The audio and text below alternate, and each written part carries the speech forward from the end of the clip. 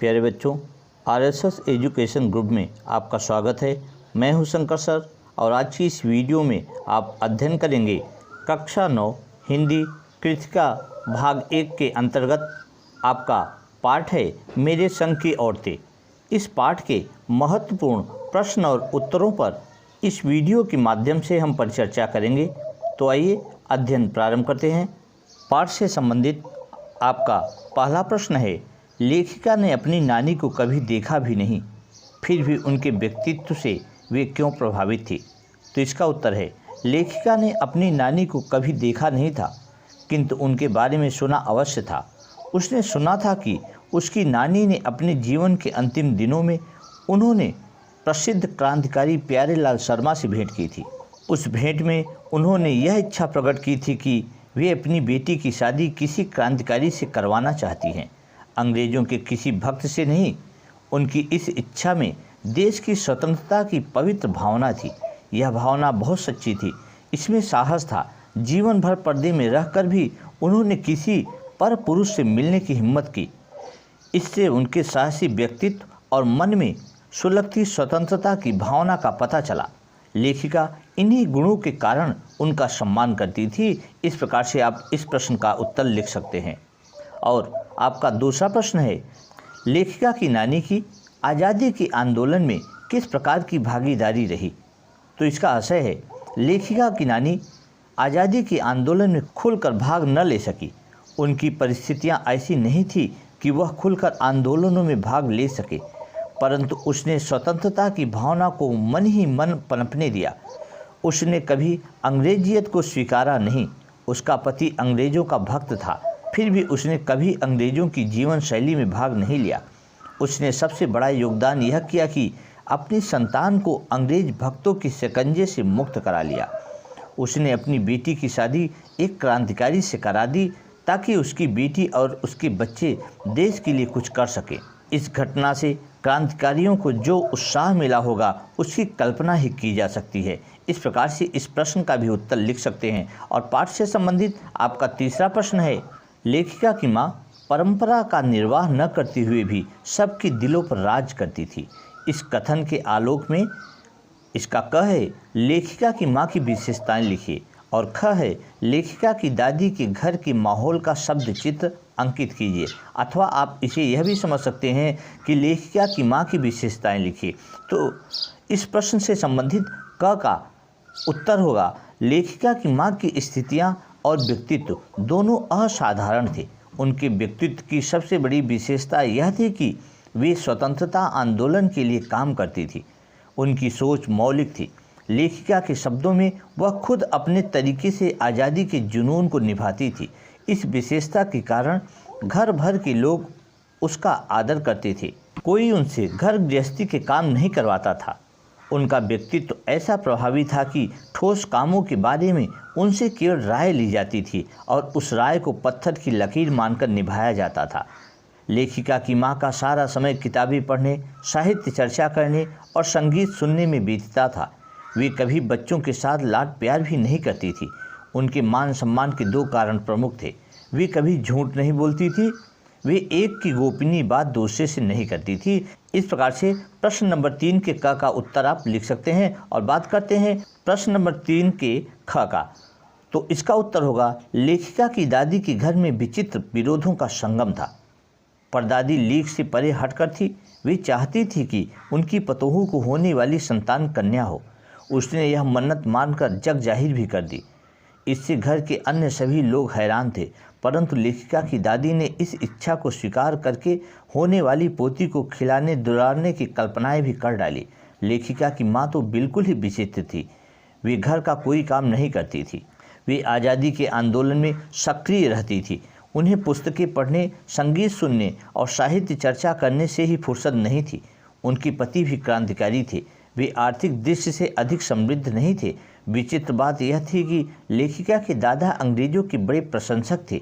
घर में चलती उन्हीं की थी, किंतु घर की नारियां अपने अपने तरीके से जीने के लिए स्वतंत्र थी। कोई किसी के विकास में बाधा नहीं बनता था। इस प्रकार से इसका भी आप आशय लिख सकते हैं। और अभ्यास प्रश्न से संबंधित आपका चौथा प्रश्न है, आप अपनी कल्पना से लिखिए कि परदादी ने पतोहू के लिए पहले बच्चे के रूप में लड़की पैदा होने की मन्नत क्यों मांगी। तो इसका उत्तर है, पाठ को पढ़कर लगता है कि लेखिका की परदादी ने भी अपने समय में लड़की के साथ होने वाले अपमान और तिरस्कार को जाना समझा होगा। उसे मन ही मन लगता होगा कि देवी का रूप होने पर भी लड़की का इतना तिरस्कार क्यों होता है, कब उसका सम्मान होना शुरू होगा। शायद इसीलिए उसने अपनी इस भावना को घर में ही फलते फूलते देखना चाहा होगा। उसने समाज में यह भाव भरना चाहा होगा कि यहाँ लड़कियों का सम्मान होता है, अतः तुम भी उन्हें सम्मान दो। परदादी ने यह भी सोचा होगा कि अगर लड़कियों का सम्मान होगा तो वे आत्मविश्वास, सम्मान और साहस से भरकर शक्तिशाली बन सकेंगी। इस प्रकार से आप इसका उत्तर लिख सकते हैं। आपका 5वां प्रश्न है, डराने धमकाने, उपदेश देने या दबाव डालने की जगह सहजता से किसी को भी सही राह पर लाया जा सकता है। पाठ के आधार पर तर्क सहित उत्तर दीजिए। अथवा इस प्रश्न को इस प्रकार से भी आपको दिया जा सकता है कि डरा धमका कर क्या किसी को रास्ते पर लाया जा सकता है। पाठ के आधार पर प्रकाश डालिए। तो इसका उत्तर है, इस पाठ से स्पष्ट है कि मनुष्य के पास सबसे प्रभावी अस्त्र है अपना दृढ़ विश्वास और सहज व्यवहार। यदि कोई सगा संबंधी गलत राह पर हो तो उसे डराने धमकाने, उपदेश देने या दबाव देने की बजाय सहजता से व्यवहार करना चाहिए। लेखिका की नानी ने भी यही किया। उन्होंने अपने पति की अंग्रेज भक्ति का न तो मुखर विरोध किया न समर्थन। वे जीवन भर अपने आदर्शों पर टिकी रही। परिणाम स्वरूप अवसर आने पर वह मनवांछित कार्य कर सकी। लेखिका की माता ने चोर के साथ जो व्यवहार किया वह तो सहजता का अनोखा उदाहरण है। उसने न तो चोर को पकड़ा न पिटवाया, बल्कि उससे सेवा ली और अपना पुत्र बना लिया। उसके पकड़े जाने पर उसने उसे उपदेश भी नहीं दिया, न ही चोरी छोड़ने के लिए दबाव डाला।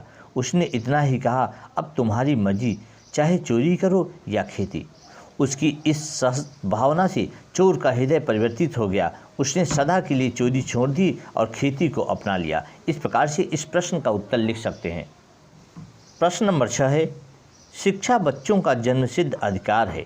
इस दिशा में लेखिका के प्रयासों का उल्लेख कीजिए। तो इसका उत्तर है, शिक्षा पाना बच्चों का जन्मसिद्ध अधिकार है। जिस बच्चे का जन्म हुआ है उसे उचित विद्यालय में शिक्षा मिलनी ही चाहिए। यदि कहीं शिक्षा की व्यवस्था नहीं है तो उसके लिए उचित प्रबंध किया जाना चाहिए। लेखिका कर्नाटक के छोटे से कस्बे बागलकोट में थी।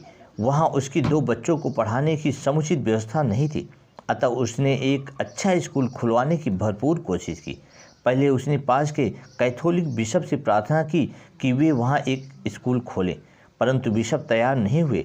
तब उन्होंने अपनी कोशिश से कुछ उत्साही लोगों को साथ लगाकर वहाँ एक अच्छा प्राइमरी स्कूल खुलवाया।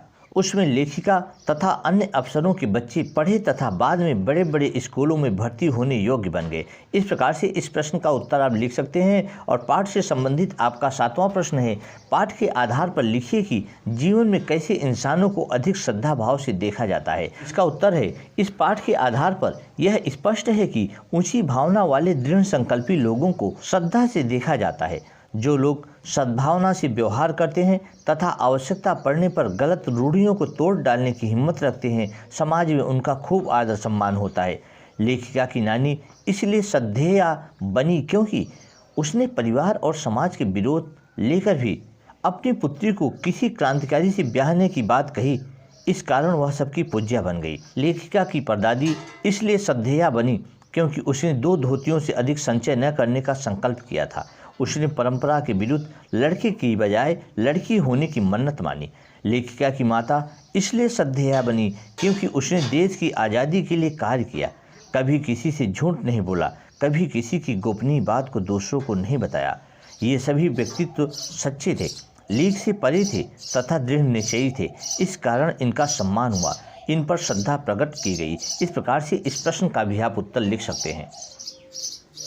और पाठ से संबंधित अभ्यास प्रश्नों में आपका अंतिम तथा 8वां प्रश्न है, सच अकेलेपन का मजा ही कुछ और है। इस कथन के आधार पर लेखिका की बहन एवं लेखिका के व्यक्तित्व के बारे में अपने विचार व्यक्त कीजिए। तो इसका उत्तर है, लेखिका और उसकी बहन में अकेले अपने पथ पर चलने का दृढ़ साहस है। लेखिका ने अपने बलबूते पर बिहार के रूढ़पंथी लोगों के बीच रहकर नारी जागृति का कार्य किया। उन्होंने शादीशुदा औरतों को पर पुरुषों के साथ नाटकों में अभिनय करने के लिए प्रेरित किया। इसके लिए उसमें एक धुन सवार थी। इसी भांति उन्होंने कर्नाटक के एक छोटे से कस्बे बागलकोट में जाकर नया प्राइमरी स्कूल खुलवाया। लेखिका की बहन रेणु अपने मन की मालिक खुद थी। उसे स्कूल से लौटते समय गाड़ी में आना पसंद नहीं था, इसलिए वह पसीने से तरबर होकर भी पैदल घर आती थी। इसी कारण बीए की परीक्षा पास करने में उसकी कोई रुचि नहीं थी। उसने सभी से यह प्रश्न पूछा कि आखिर बीए की डिग्री से क्या मिल जाएगा। संतोषजनक उत्तर न मिलने की स्थिति में उसने पेपर देने में खूब आनाकानी की। भीषण बरसात वाले दिन उसका अकेले स्कूल में जाना यह प्रमाणित करता है कि वह अकेले राह पर चलना जानती थी। ये दोनों व्यक्तित्व मौलिक थे। ये स्वतंत्र सोच रखते थे।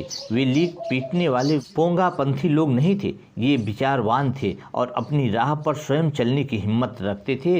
इस प्रकार से आप इस प्रश्न का भी उत्तर लिखकर अपने मनोभावों को व्यक्त कर सकते हैं।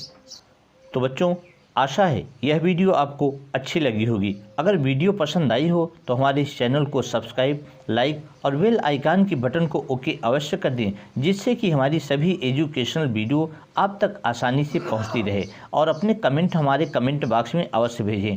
इसी आशा के साथ धन्यवाद।